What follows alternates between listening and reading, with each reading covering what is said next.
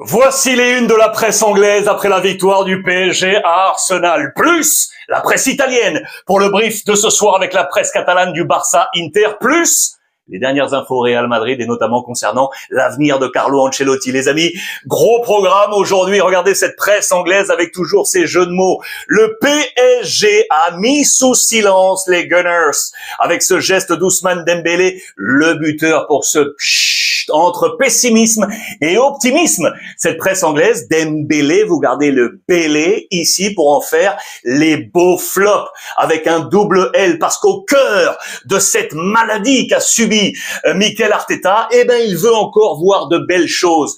The Bélé H, regardez, il est ici Mikel Arteta pour croire peut-être au dernier tango à Paris d'Arsenal. Bien entendu, toute cette presse est sur ces jeux de mots. Regardez, down but not out. La une du Times. On a mis un genou à terre, mais on n'est pas encore dehors. Tout ça sous les yeux d'Arsène Wenger, l'historique coach français d'Arsenal, aux côtés du Premier ministre Sir Keir Starmer, qui était là. On veut y croire du côté d'Arsenal, notamment avec Bukayo Saka. Saka can make Paris a night to remember. On veut faire de cette nuit une nuit de mémoire, la nuit du match retour. Très attendu du côté d'Arsenal, qui a marqué dans ce match, vous le savez, mes positions de hors-jeu de Merinho, confirmées par la VAR. Vous voyez cette ligne-là, 3 chiffres clés. Regardez ce 12. Tout d'abord, c'est la première fois depuis 12 matchs que Arsenal est battu à domicile en Ligue des Champions. Ce n'était plus arrivé depuis février 2017. C'était face au Bayern avec une défaite 5-1, les amis. Ousmane Dembélé a marqué le 5e but du Paris Saint-Germain dans cette Ligue des Champions dans le premier quart d'heure. Personne ne fait mieux dans cette Ligue des Champions, sauf Barcelone, qui en a mis 6 dans les premiers quarts d'heure. Et enfin 25, regardez, c'est la moyenne d'âge. Les deux équipes sont sous les 26 ans. Ultra jeune, on en reparlera dans cette revue de presse. C'est la première fois qu'on a ce cas de figure depuis 1995 entre le match entre l'Ajax et le Bayern Munich. Ça c'est bien, c'est l'avenir du football qui est là. Plus près des étoiles, je vous mets la une de l'équipe bien évidemment avec les notes de nos confrères. De super notes, c'est un 7 pour Ousmane Dembélé. La meilleure est un 8 pour Fabian Ruiz avec un super million, on y reviendra. À noter le 7 de Vitinha qui a été élu MVP par l'UEFA Champions League. Regardez ce qu'il a posté sur ses réseaux sociaux, notamment Instagram, aux côtés de Gigio Donnarumma qui a été énorme. C'est lui qui mérite ce ballon MVP. Il lui a transmis. Regardez ce 26, les confrères d'Opta, spécialistes de la data, vous le savez. 26, l'ouverture du score d'Ousmane Dembélé est intervenue après un enchaînement de 26 passes consécutives. C'est un record avant un but du Paris Saint-Germain en Ligue des Champions depuis qu'Opta analyse. Plus de 20 ans, véritable taureau, avec donc Ousmane Dembélé. Regardez Marca. Souvenez-vous, quand il était joueur du Barça, on le surnommait El Mosquito, le moustique, parce qu'il piquait l'ami Ousmane Dembélé. Ce montage avec le Ballon d'Or. Tiens, et si Ousmane Dembélé allait postuler à ce Ballon d'Or, vous le savez, Rafinha est également là et il joue ce soir. Avant de parler du Barça, break concernant Carlo Ancelotti. Les amis, hier dans la revue de presse, je vous ai annoncé qu'il avait donné son oui au Brésil et donc quitterait le Real Madrid à la fin du mois de mai avant la Coupe du Monde des clubs. Regardez la une de Marca, on va reparler de ça parce que c'est les sanctions et la blessure de Rudiger, mais on est ici, ça s'est passé hier dans la nuit. Il faut savoir dans les colonnes de Marca qu'on nous dit qu'Ancelotti aurait donc fait un pas en arrière. Il était hier à Londres, les amis. Il était hier à Londres, selon tous les médias espagnols, pour aller donner l'accord définitif et signer. Sauf que, pas en arrière, plusieurs choses, notamment regardez la COPE en Espagne,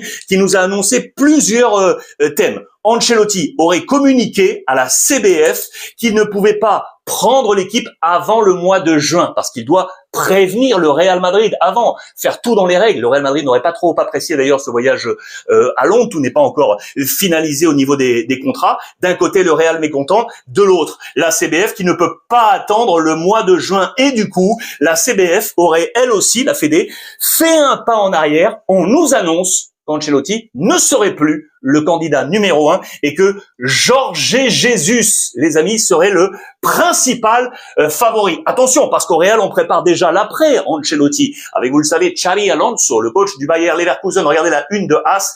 Il aurait déjà un plan de travail avec 2 hommes. Lui, Subimendi, on en a déjà parlé de la Real Sociedad, et Wirtz, l'un de ces hommes au Bayer Leverkusen. Il a un plan, sauf que la presse catalane Sport nous annonce que concernant Wirtz, eh bien le Bayern Munich serait dans la danse, tout comme Manchester City, pour tenter d'aller le chercher. Où ira-t-il? Affaire à suivre. Rudiger, on est là les amis, et notamment sur les 6 matchs de sanctions. 6 matchs de sanctions tombés contre Rudiger après, vous le savez, la finale de la Copa del Rey et ses agissements à distance depuis le banc envers monsieur l'arbitre. Deuxième coup dur pour lui, eh bien c'est sa blessure. 6 semaines d'absence annoncées. Sera-t-il de retour pour le mondial des clubs? C'est moins sûr. Et avec également Ferland Mendy. Regardez, c'est vraiment le gros coup dur pour le Real Madrid. Ferland Mendy, les amis, 9 blessures depuis 2022. 9 blessures depuis 2022. 17 blessures depuis qu'il est arrivé au Real Madrid. C'est vraiment un trou noir, ça, du côté du Real. On en vient au match de ce soir. Que la fête continue entre le Barça et l'Inter. Le Barça qui est inarrêtable, vous le savez, qui a remporté la Youth League avec les jeunes, qui est également en compétition pour la Ligue des Champions. Les filles qui sont en finale. Lamine Yamal l'a annoncé en conférence de presse. On n'a peur de rien. Sin miedo. La presse italienne avec un homme qui surgit dans cette presse. On va en parler, c'est Lautaro Martinez. L'info principale, elle est ici. Regardez, la surprise, Thuram, le Français, serait dans les plans. Il serait rétabli. Regardez les clés de cette rencontre. C'est la presse italienne avec la Gazzetta dello Sport. Hansi Flick face à Inzaghi. On nous parle principalement sur ce jeu d'échecs montage de la bataille du milieu. 2 hommes. Pedri, c'est lui qui, vous le savez, est le guide, le maître à jouer, la boussole de ce FC Barcelone. De l'autre côté, du côté de l'Inter, focus sur Dumfries sur le côté droit. Il est percutant, il vient en impact player. Ça sera un joueur très important dans ce plan de bataille. Bataille du milieu avec des tête-à-tête. Regardez, au milieu de terrain ici, Pedri face à Barella, De Jong face à Çalhanoğlu ou encore Dani Olmo face à Mkhitaryan. Autre point important, c'est l'âge de ces deux équipes. On en parlait tout à l'heure entre Arsenal et le Paris Saint-Germain. Regardez, moyenne d'âge du Barça, 24,9. Moyenne d'âge de l'Inter, ce sont les plus vieux, 29,3, un symbole, ils sont là. Koubarsi, 18 ans, en face, défense centrale, Acerbi, 37 ans, 18-37, c'est absolument incroyable. Hansi Flick, les amis, qui devrait opérer avec le même 11 que lors de la finale de la Copa del Rey face au Real Madrid. Il est prêt à répéter ce 11, donc Dani Olmo, les amis. C'était le choix entre Fermin et Olmo. C'est Olmo qui était titulaire.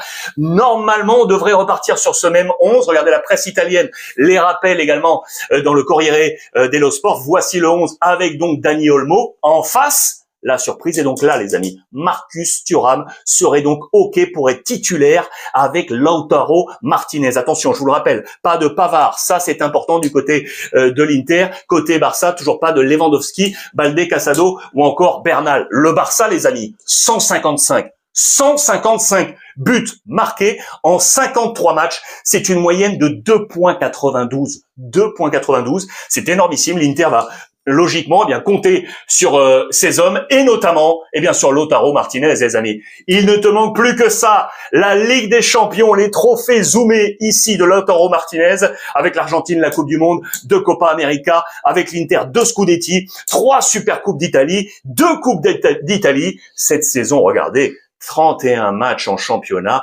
12 buts inscrits, 5 passes D en Ligue des Champions, 11 matchs, 8 buts, une passe décisive. Va-t-il marquer ce soir face au Barça? On va se régaler et que la fête continue. Dites-moi ce que vous pensez de tout ça, le débrief, Carlo Ancelotti, les plans du Real Madrid et qui va s'imposer ce soir. Je vais vous lire avec, comme d'habitude, beaucoup de gourmandise. En attendant, passez une bonne journée et n'oubliez pas, profitez des vôtres.